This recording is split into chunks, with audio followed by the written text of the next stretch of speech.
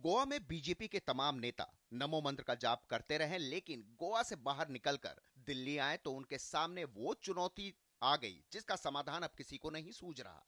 Party के अंदर तो घमासान मचा ही है। पार्टी के सहयोगी भी आने वाले मुश्किल समय के बारे में अभी से चेतावनी देने लगे हैं। आडवाणी के इस्तीफे से सबसे ज्यादा खतरा एनडीए को पैदा हो गया है।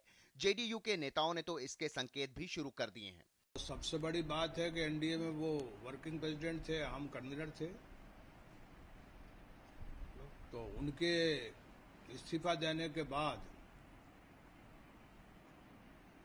आगे कैसे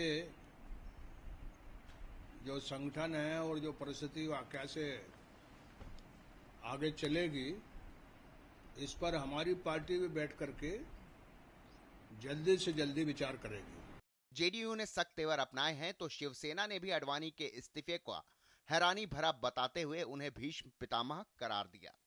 नहीं, मुझे लगता है कि सिर्फ भारतीय जनता पार्टी भी नहीं, उद्धव जी ने भी कहा है कि हम सब लोग मिलकर आडवाणी जी को मनाएंगे। हालांकि एक और सहयोगी अकाली दल ने इसे बीजेपी का अंदरूनी मामला करार दिया है।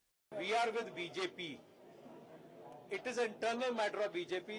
एनडीए के पूर्व सहयोगी एआईएडीएम के प्रमुख जयललिता ऐसे वक्त में मोदी के साथ खड़ी नजर आईं और पूरे प्रकरण को बीजेपी का अंदरूनी मामला करार दे रही हैं। Whatever has happened is purely an internal matter of the BJP party. Politically, I do not think it would be proper for me to make any kind of comment on it. कोई भविष्य के खतरे के प्रति आगाह कर रहा है तो कोई अंदरूनी मामला करार दे रहा है, लेकिन बीजेपी के नेता तो सदमे में हैं और आडवाणी को मनाने की कोशिश कर रहे हैं। क्योंकि आडवाणी जी नहीं है तो मैं कह नहीं सकता। हमारे बड़े हैं, जरूर लोग जाएंगे, उनसे पूछेंगे, जानकारी लेने का प्रयास करेंगे। यदि इस प्रकार से हुआ है तो काफी दुखद घटना है।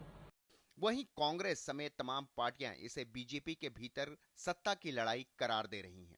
ये भारतीय जनता पार्टी को सोचना है, संबंधित व्यक्ति को सोचना है।